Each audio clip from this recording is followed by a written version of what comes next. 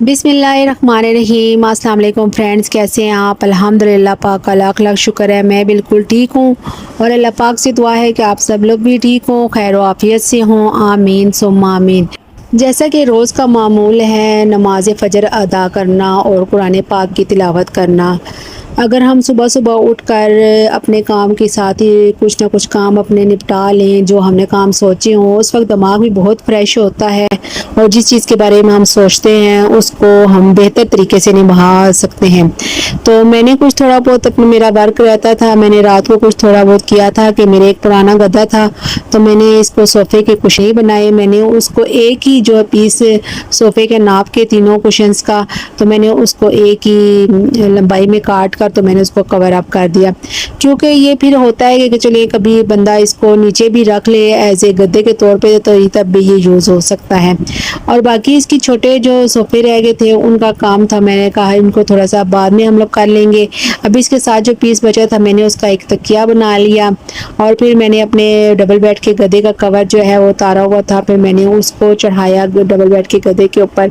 सुबह सुबह अगर हम छोटे छोटे काम अपने इस तरह दिन जो है हमारा लंबा हो जाता है और पुरसुकून गुजरता है। अभी मेरे पास टाइम था तो मैंने कहा चले दिन की हांडी का भी, जो मेरे अमूमन यही होता है सब्ज़ी बनानी हो दाल बनानी हो, तो मैं जो है ना अभी मेरे सोचा था सब्ज़ी बनाऊंगी, तो सब्ज़ी वाला तो 11-12 बजे आएगा, तो इसलिए भी मैंने अभी से जो है ना मसाला उसका बना कर रख दिया है।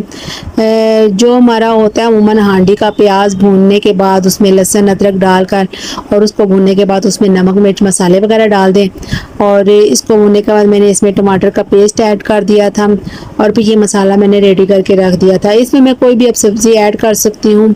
इसी तरह 2-3 और आइडियाज़ भी हैं कि जिससे हम पकाने की टेंशन को ख़त्म कर सकते हैं। हम एक दिन पहले भी सब्ज़ी लेकर रख सकते हैं और इसी तरह कुछ सब्ज़ियाँ जो होती हैं वो हम काट कर धोकर फ्रीज़ भी कर सकते हैं। और फिर सब्ज़ी बनाना तो इतना ईजी होता है, मसाला भूने और बस सब्ज़ी को ऐड करें तो हमारी सब्ज़ी रेडी हो जाती है। दाल बनाना उससे भी ज़्यादा ईजी होता है। दालें अगर हम लोग खरीद कर पहले ही घर में अमूमन हम लोगों ने रखी होती है, क्योंकि ख़राब होने का इतना इशू नहीं होता। अगर आपको किसी को दाल का कीड़ा लगने का भी आपका प्रॉब्लम है तो उसका भी एक हल है, ये जो होता है कड़ी पत्ता, तेज़ कड़ी पत्ता जो गरम मसाले में होता है, अगर आप इनको ना दालों में आटे में और उन चीज़ों वगैरह में डाल दे तो कभी कीड़ा नहीं लगता। तो सुबह अब हो गया था नाश्ते का टाइम, बच्चे उठ गए थे, तो मैंने फिर एक बनाना था लच्छेदार पराठा।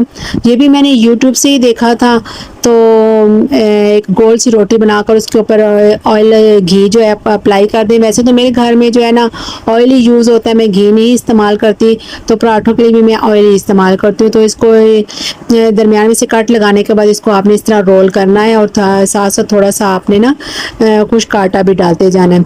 अभी मेरे एक हाथ में मोबाइल था तो इसलिए मेरे लिए थोड़ा सा डिफ़िकल्ट हो रहा था, लेकिन मैंने इसको फिर भी जो है ना पेड़ा बना ही लिया था। तो इस तरह इसको रोल करने के बाद आपने पेड़ा बना लेना है। और वैसे भी ये तो जो पेड़े बनाने के मुख्तलिफ़ तरीके हैं पराठे बनाने के, और इतने अच्छे अच्छे पराठे बनते हैं, तो आप भी ये तरीका भी ट्राई कीजिएगा। ये बहुत वैसे इजी तरीका है और इससे बनता भी बहुत क्रिस्पी पराठा है, क्योंकि ऑयल की अमाउंट अंदर बहुत ज़्यादा होती है, इस वजह से ना पराठा क्रिस्पी बनता है।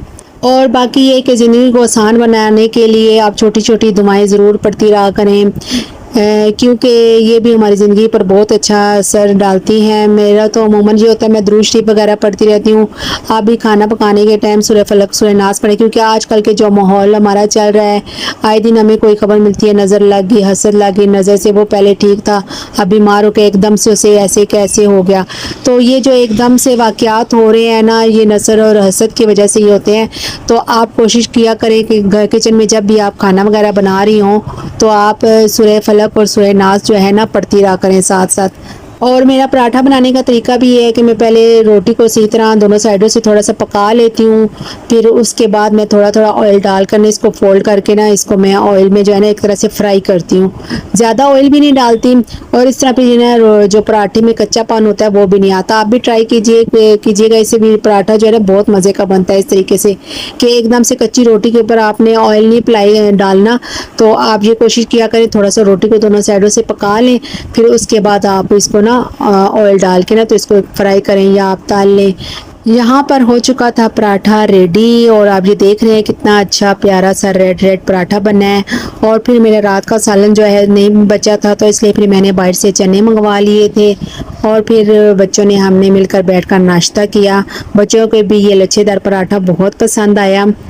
और फिर मेरा थोड़ा बहुत जो दूसरा कुशन वगैरह का काम रहता था फिर मैंने उसको कंप्लीट कर लिया, क्योंकि जो दो छोटे सोफे के कुशन रह गए थे उनको दरमियान में से मैंने जो पीस था गद्दे का उसको कट करके और फिर मैंने उसको कवर अप कर दिया। सब्जी वाला भी आ चुका था। मैंने शिमला मिर्च और आलू लिए और फिर मैंने उनको धोकर कट कर लिया। और फिर हमारा जो है ना हांडी का मसाला तो पहले से रेडी था, तो बस फिर मैंने उसमें शिमला मिर्च आलू जो है ना ऐड कर दिए। तो इनको शिमला मिर्च आलू को भी ना आप थोड़ा सा इसमें मसाले में भूनने के बाद ना आप इसको ना हल्की आंच पर छोड़ दें, क्योंकि जो इसका अपना पानी होता है ना उसमें सब्ज़ी बहुत अच्छी जो है ना गल जाती है और वो जो पकती है उसका टेस्ट ही बहुत अलग होता है। अगर हम इसमें एक्स्ट्रा पानी ऐड करते ना तो इससे शिमला मिर्च जो है ना कड़वी हो जाती हैं। कभी भी इसमें एक्स्ट्रा पानी ना ऐड करें और इसको अपने पानी में ही पकने दें। तो यहाँ पर हमारी हांडी हो चुकी है भूनने के बाद रेडी। अब मैं इसको ढक दूँगी, हल्की आंच पर मैं इसको छोड़ दूँगी। और अगर आपको हमारी वीडियोस अच्छी लगती हैं तो प्लीज़ लाइक सब्सक्राइब और शेयर किया करें, प्यारा सा कमेंट्स किया करें, इससे हमारी हौसला अफजाई होती है। अपनी दुआओं में याद रखिएगा। अल्लाह हाफिज़।